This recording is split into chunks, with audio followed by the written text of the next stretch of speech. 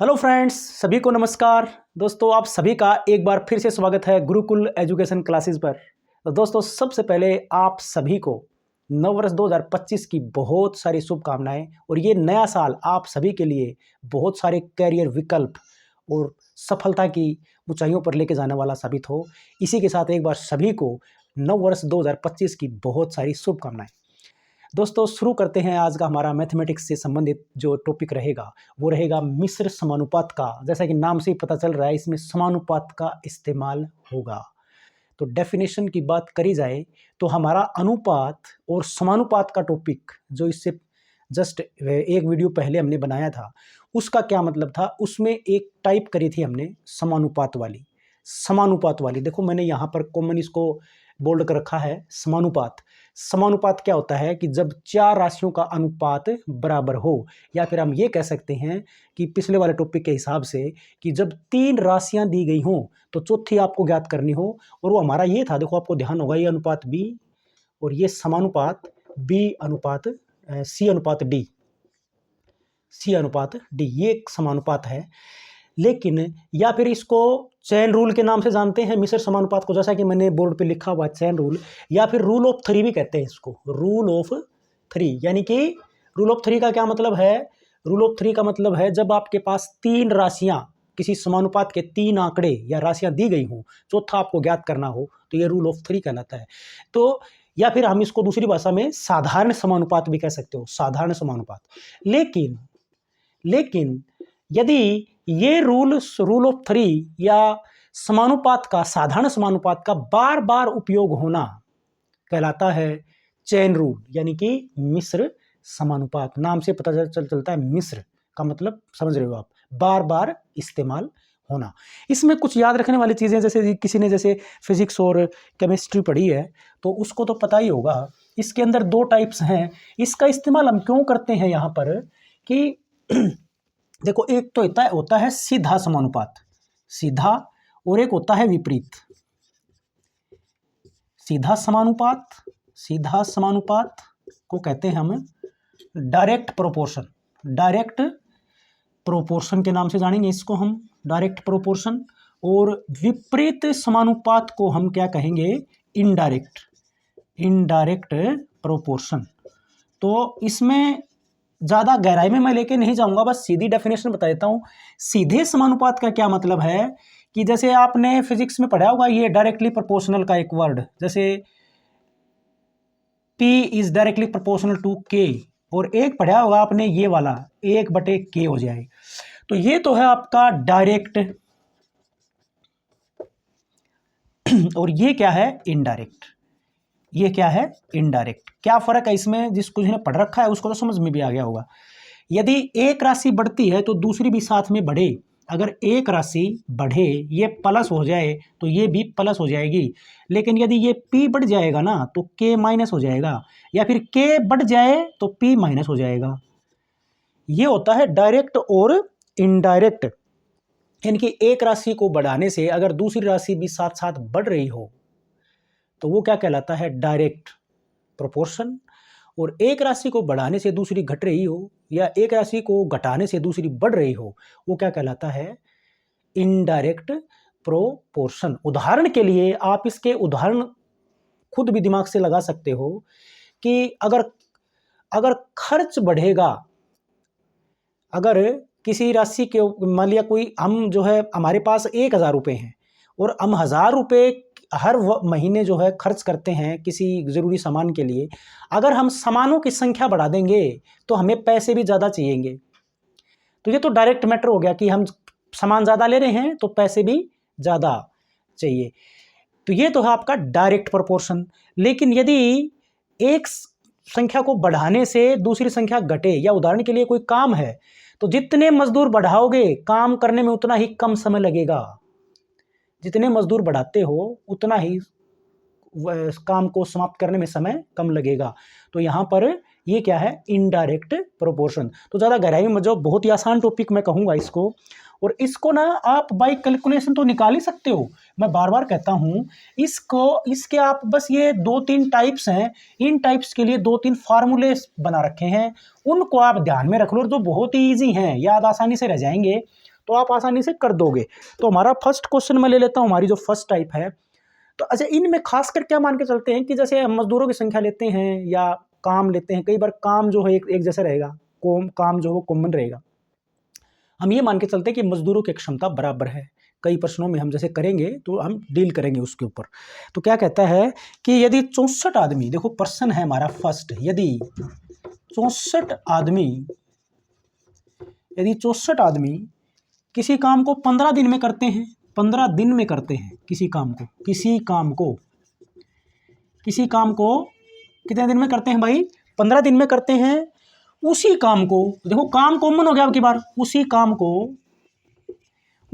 को 80 आदमी कितने दिन में करेंगे, 80 आदमी, कितने आदमी हो गए अब की बार, 80 आदमी कितने दिन में करेंगे, ये प्रश्न है। यदि 64 आदमी किसी काम को 15 दिन में कर सकते हैं, तो 64 आदमी उसी काम को 80 आदमी कितने दिन में करेंगे। यदि 64 आदमी 15 दिन में करेंगे, उसी काम को 80 आदमी कितने दिन में, काम एक ही काम है। तो यहां पर एक फार्मूला याद रख लो, आदमियों की संख्या को अगर हम m लिखें 1 से, और कितने दिन लगाए उन्होंने, D1 डे लगाए, तो ये जो आपको ये काम है, हमारा काम एक है, तो आप नीचे एक मान सकते हो, तो एक लिखने की आवश्यकता नहीं है, एक ही काम है ना, कॉमन काम है। तो ये किसके बराबर होगा, उसी काम को करने के लिए m2 गुणा में D2 बटे फिर एक नीचे आएगा, तो इसको ये एक भी लिखने की जरूरत नहीं है, क्योंकि काम क्या है यहाँ पर कॉमन है। तो हमारा फार्मूला ये बनेगा m1 D1 बराबर m2 D2। तो यहाँ पर पहली स्थिति में कितने आदमी थे और उन्होंने काम को कितने दिन में पूरा किया, बराबर ये किसके होगा, ये होगा दूसरी स्थिति में जब पूछा गया आदमियों की संख्या और गुणा में उन्होंने कितना समय लगाया, तो ये जो गुणा होगा आपस का ये बराबर होगा। आप ये मान सकते हो उनके द्वारा किए गए कामों का अनुपात दोनों स्थिति में काम बराबर है, इसलिए समानुपात और अनुपात का ही यूज है यहाँ पर, हम ये कह सकते हैं। यानी कि इसके द्वारा लिए गए मजदूरों की संख्या का अनुपात बराबर किसके होगा, उनके द्वारा लिए गए दिनों के अनुपात के बराबर। अगर हम देखो, हमने पहले अनुपात समानुपात का यूज किया था ना, तो ये उसी प्रकार का प्रश्न है। तो उस कंडीशन में, अगर हम उस कंडीशन में जाके इस प्रश्न को हल करेंगे तो हल तो हो जाएगा, लेकिन टाइम कंज्यूमिंग थोड़ी ज्यादा है। तो क्यों ना हम डायरेक्ट ये याद करें, जो कि आसान भी है। 64 आदमी यानी कि M1 की स्थिति 64 है, कितने दिनों में काम किया इन्होंने, 15 दिनों में काम किया। और दूसरी स्थिति में M2 80 है, दूसरी स्थिति में व्यक्ति कितने हैं, 80, कितने दिनों में करेगा, निकालना है। तो D2 का D2 मान लो, तो D2 निकल जाएगा 64 गुणा में 15, और ये 80 इसके भाग में, 8 ढाई 80, 8 8 64, 5 दूनी 10, 5 तिये 15, और 2 से कट जाएगा 4 पे, 4 तिये 12। तो अगर किसी काम को 64 आदमी किसी काम को 15 दिन में कर सकते हैं, तो उसी काम को 80 आदमी केवल 12 ही दिन में कंप्लीट कर देंगे। क्यों, देखो ये इन्वर्सली प्रोपोर्शनल वाला वो आया था ना, हमारा इनडायरेक्ट प्रोपोर्शन वाला मैटर है कि आदमी बढ़े तो काम को करने में समय लगेगा कम, आदमी बढ़े तो काम को करने में समय कम लगेगा। तो ये क्या था, इनडायरेक्ट प्रोपोर्शन था हमारा। तो ये इस तरीके से कर सकते हो। और देखो बारी आपके दिमाग में कोई प्रश्न आ रहा होगा कि अगर क्या हम इसको बाय कैलकुलेशन निकालना चाहें तो भी ये आसानी है, कितने आदमी चाहिए ये पूछ रखा है ना उसने। तो 15 दिन में काम को समाप्त करने में कितना समय लगता है, करने के लिए कितने व्यक्तियों की आवश्यकता पड़ती है ना, दिन निकालना है ना, तो दिन वाला टॉपिक मैटर इधर करना पड़ेगा। 80 आदमी कितने दिन में करेंगे, तो 64 आदमी काम को कर देते हैं 15 दिन में। एक आदमी कितने दिन में करेगा, बस ये सोचने वाली बात है, एक आदमी कितने दिन में करेगा, वो करेगा 64 गुणा, क्योंकि अच्छा यहाँ पर कैपेसिटी बराबर मान के चलते हैं हम, यहाँ पर व्यक्तियों की कैपेसिटी जो है ना वो बराबर ही है सभी की।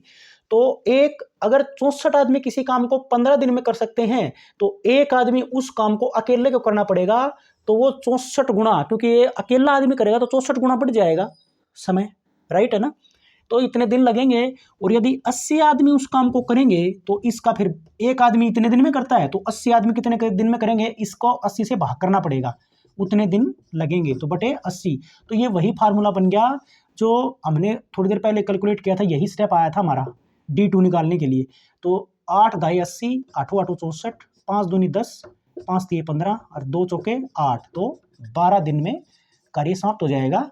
तो ये वैसे आप कर सकते हो, नहीं तो वो जो फॉर्मूला यूज किया हमने M1D1 बराबर M2D2 वो दी बेस्ट है, आप उसकी सहायता से करें। अगर इसमें तो दिन पूछा था, वो व्यक्ति भी पूछ सकता है, कितने व्यक्ति। जैसे उदाहरण के लिए ये प्रश्न है कि 38 आदमी हैं, जैसे हमारा प्रश्न दूसरा है, 38 आदमी किसी काम को कर देते हैं भाई, 16 दिन में पूरा करते हैं, वो 16 दिन में पूरा करते हैं किसी काम को, और उसी काम को 19 दिनों में करने के लिए कितने व्यक्ति चाहिए, मतलब ये आदमी निकालना है ये वाला। मतलब किसी कार्य को 38 आदमी 16 दिन में पूरा कर देते हैं, तो 19 दिनों में उसी काम को समाप्त करने के लिए कितने आदमियों की आवश्यकता होगी। तो वही का वही फार्मूला M1D1 बराबर, अब की बार आदमी की संख्या निकालनी है M2D2। तो M1 की वैल्यू M1 यानी कि आदमी पहली स्थिति में 38 हैं, और कितना समय लगाया इन्होंने, 16 दिन का समय लगाया। और ये किसके बराबर होगा, M2D2, यानी कि M2 की वैल्यू नहीं पता तो M2 का M2 D2 लगाया 19। तो आप M2 ज्ञात करोगे तो 38 गुना में 16 बटे में 19, 19 दूनी 38, तो 16 दूनी 32 आदमी चाहिए। अगर आपको काम जल्दी, अगर आपको 16 के बजाय 19 दिनों में काम करना पड़े तो आपको 32 आदमी चाहिएंगे। तो ये था हमारा दूसरा प्रश्न। आई थिंक ये टाइप जो है आपको क्लियर हो गई होगी। अब इसके साथ साथ हमारी टाइप आती है दूसरी टाइप हमारी जब आती है, उसमें क्या दे दिया गया, अब की बार घंटे भी दे दिया जाए। अगर घंटे भाई अलग अलग घंटों में काम करें वो, तो काम के ऊपर भी इफेक्ट पड़ेगा, मजदूरों के ऊपर भी इफेक्ट पड़ेगा। कोई आदमी 10 घंटे काम कर रहा है, कोई 8 घंटे काम कर रहा है, कोई 7 घंटे काम कर रहा है। तो इस कंडीशन में जो है हमारा उस पर इफेक्ट पड़ेगा, वर्किंग दिनों में इफेक्ट पड़ेगा या घंटों में भी इफेक्ट पड़ेगा। तो जैसे पर्सन लेंगे हम, वो कहता है हमारी जो दूसरी टाइप है, टाइप नंबर 2, उसमें कहता है कि 40 आदमी 5 घंटे प्रतिदिन काम करके, 5 घंटे प्रतिदिन काम करके, 40 आदमी हैं भाई, 5 घंटे प्रतिदिन काम करके किसी काम को 21 दिन में समाप्त कर देते हैं। काम को कितने दिन में पूरा कर देते हैं, 21 दिन में पूरा कर देते हैं। और उसी काम को 15 आदमी, वो कहता है उसी काम को, वो क्या कहता है, उसी काम को 15 आदमी, वो क्या कहता है अब की बार, उसी काम को 15 आदमी, मतलब पहले आदमी 40 थे, अब 15 आदमी काम करें, और वो उनसे ज़्यादा काम कर रहे हैं, 8 घंटे काम कर रहे हैं भाई, 8 घंटे काम करके कितने दिनों में उस काम को पूरा कर देंगे, कितने दिनों में उसको कर देंगे पूरा, दिनों में काम को पूरा कर देंगे, मतलब दिनों की संख्या निकालनी है भाई। जाहिर सी बात है 40 आदमी 5 घंटे काम कर रहे हैं और 21 दिन में काम को समाप्त करते हैं। उसी काम को यदि 40 की बजाय 15 आदमी काम करें, 8 घंटे काम करें, 15 आदमी, 40 की बजाय 15 आदमी हो गए, लेकिन वो काम ज़्यादा कर रहे हैं, तो अब कितने दिन लग सकते हैं, तो ऐसे तो कैलकुलेट करना मुश्किल होगा। तो इसके लिए क्या फार्मूला लगेगा हमारा, M1D1 और कितने घंटे काम किया, उसके लिए H4 आवर बराबर होगा M2D2H2। काम कॉमन है तो एक नीचे लिखने की आवश्यकता को नहीं है, अनुपात समानुपात, ये यहाँ से क्लियर हो जाता है आपका। तो यहाँ पर 6 आंकड़े हैं, 6 आंकड़ों में से कोई भी एक आंकड़ा आप निकाल सकते हो, जबकि बाकी 5 आंकड़े दिए गए हों। तो यहाँ पर M1 का मतलब है 40, कितने दिन काम किया, उन्होंने कितने दिन में काम कर दिया, 21 दिनों में, कितने घंटे काम किया, 5 घंटे काम किया, बराबर M2 आदमियों की संख्या दूसरी स्थिति में 15, कितने दिन काम करेंगे ये निकालना है D2, और कितने घंटे काम कर रहे हैं 8, तो ये स्थिति बराबर, यहाँ से आप D2 निकाल लो, और D2 निकालोगे तो 40 गुना में 21 गुना में 5 बटे 15 गुणा में 8, तो यहाँ पर 8 पंजे 40 और 5 से काटेंगे इसको, 5 दिए 15 और 3 से ये काटेंगे, 3 7 21, तो 7 5 35 दिन। 35 दिन में वो काम कर देंगे यदि 15 आदमी 8 घंटे लगातार काम करते हैं डेली। तो ये टाइप भी आप कर लोगे।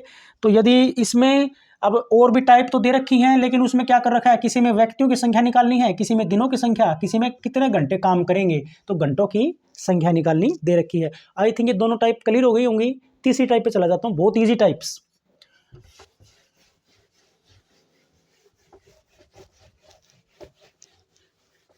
तीसरी टाइप है भाई, अब की बार दे दिया काम भी दे दिया। अब की बार देखो क्या कहता है, तीसरी टाइप हमारी आ जाती है यहाँ पर।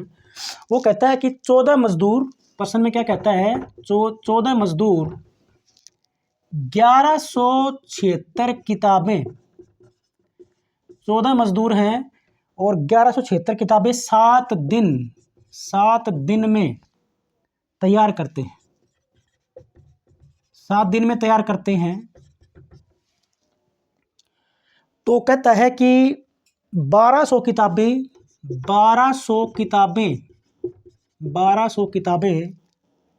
यदि 5 दिनों में तैयार करनी हो, यदि 5 दिनों में तैयार करनी हो, 5 दिनों में तैयार करनी हो तो कितने और मजदूरों की आवश्यकता होगी, मतलब कितने मजदूर चाहिए उसको, कितने मजदूरों की आवश्यकता होगी, ये निकालना है। तो यहाँ पर अब की बार काम भी दे रखा है, यहाँ पर काम भी दे रखा है, मतलब काम अलग अलग हैं। जैसे पहली स्थिति में कितना काम किया, 1200 किताबों का काम हो रहा है। पहली स्थिति में 1176 किताबों का काम हो रहा है। दूसरी स्थिति में कहता है कि 1200 किताबों के लिए कितने मजदूर और चाहिए 5 दिनों में तैयार करनी हो। तो इसके लिए भी एक रिलेशन है। अब यहाँ पर वही की वही है कि मजदूरों की कैपेसिटी बराबर मान के चलेंगे हम, काम अलग अलग है। तो हमारा फार्मूला बनेगा एक, ये बनेगा M1D1 बटे, मैंने बताया था ना उसमें काम कॉमन था तो नीचे हमने 1 कर दिया था, क्योंकि काम तो एक ही था ना, या दोनों स्थिति में काम का नाम कुछ भी रख दो, कट जाएगा अगर कुछ भी काम का नाम हो तो W1 क्या है, वर्क यानी कि काम, व्यक्तियों की संख्या, दिनों की संख्या, और यह दूसरी स्थिति में M2D2 बटे W2। तो इन अब की बार भी हमारे पास आंकड़े 6 हैं, कोई भी 5 आंकड़े आपके पास होंगे, छठा आप कैलकुलेट कर सकते हो। तो यहाँ पर M1D1 की बात की जाए तो मजदूरों की संख्या 14 है। D1 कितने लगाए उन्होंने, यानी कि दिन लगाए 7 और काम क्या किया, 1176 किताबें तैयार कर दी। और यह अनुपात किसके बराबर होगा, M2D2 बटे W2, यानी कि M2। तो M2 क्या है, मजदूरों की संख्या या आदमियों की संख्या, जो कि निकालना है कितने दिन काम, 5 दिन तक काम करेंगे और कितनी किताबें तैयार करनी है, 1200। आपको सिर्फ आर पार गुणा करके जो है M2 का मान निकालना है। और यहाँ से अगर M2 डायरेक्ट निकालोगे, देखो ऐसे, तो ये इसके गुणा में जाएगा, यानी कि 14 गुणा में 7 गुणा में 1200, और इसके नीचे क्या आ जाएगा भाई, ये M2 के गुणा में 5 और 1176 आएगा ना, ये नीचे आ जाएगा 5 गुणा में 1176 M2 का मान आएगा। ये आपको कैलकुलेट करना है। इसको कैलकुलेट करोगे तो देखो भाई, 5 दूनी 10, 5 चौके 20, 240 पे तो ये कट गया, और ये 14 पे कटना चाहिए, 14 छिक्कम 84, 14 7 98, 14 8 112, 14 8 112, 5 और 6, 14 चौके 56, 84 पे कट गया ये, 14 पे काटेंगे तो, और 7 से ये कटेगा, 7 एकम 7, 7 दूनी 14, और 12 से ये कट जाएगा, 12 दूनी 24, तो 20 आ गया। तो 20 व्यक्ति अगर 5 दिनों में तैयार करनी होंगी 1200 किताबें, तो हमें जो है जरूरत पड़ेगी जो है मजदूरों की। अच्छा, इसमें एक प्रश्न और था, अगर 1200 किताबें 5 दिनों में तैयार करनी हो तो उसने पूछा था कितने और मजदूरों की आवश्यकता होगी, कितने और अतिरिक्त मजदूर बुलाने पड़ेंगे। तो इस काम के लिए हमें वैसे तो 20 मजदूरों की आवश्यकता पड़ेगी, और पहले कितने मजदूर थे हमारे पास, 14 मजदूर थे, तो 20 मजदूर इस काम को कंप्लीट कर देंगे। तो इसने पूछा था कितने मजदूर और बुलाने पड़ेंगे, तो 20 में से 14 घटाएंगे तो 6, यानी कि 20 मजदूरों के लिए, 14 से 20 मजदूर करने के लिए कितने मजदूर एक्स्ट्रा बुलाने पड़े, 6 मजदूर और बुलाने पड़ेंगे। तो ये बात ध्यान रखने वाली थी, मैं तो सीधा ही 20 पर छोड़ने वाला था। तो ये एक टाइप थी हमारे पास।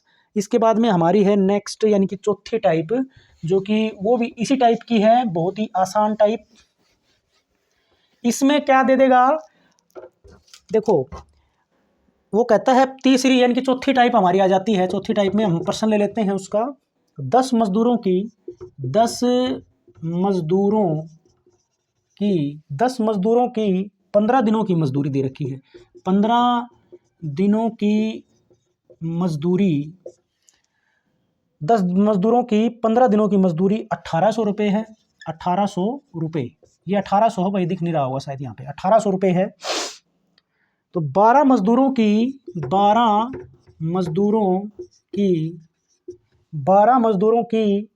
8 दिनों की मजदूरी, 8 दिनों की मजदूरी क्या होगी? तो ये मजदूरी का वाला है ना, मजदूरी ये भी एक प्रकार से जो है काम ही लगा लो इसको।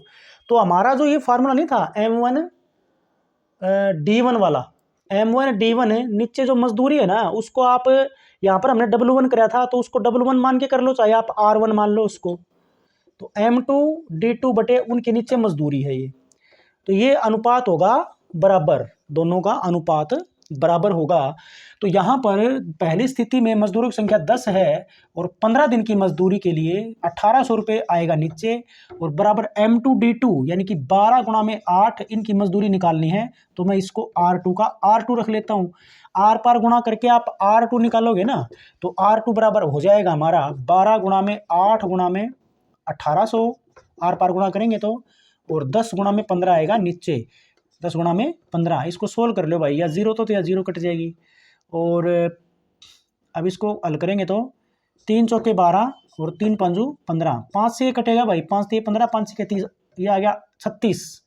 अब ऊपर हो जाए 4 8 32 और 36 की गुणा, 32 गुणा में 36, तो ये हो जाता है भाई 2 छके 12, 2 तिया 6 1 7 और 3 छके 18 और 3 तिया 9 और 1 10, 2 15 50 1152 रुपये।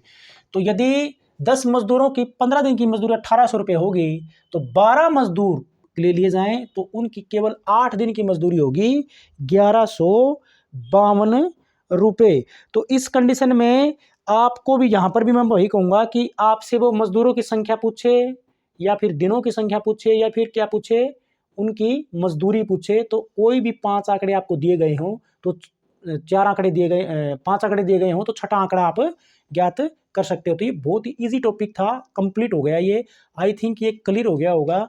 तो दोस्तों अगर वीडियो पसंद आता है तो लाइक करिए, शेयर करिए, कमेंट करके आप पूछ सकते हो, आपकी क्वेरी भी पूछ सकते हो। तो थैंक्स फॉर वॉचिंग।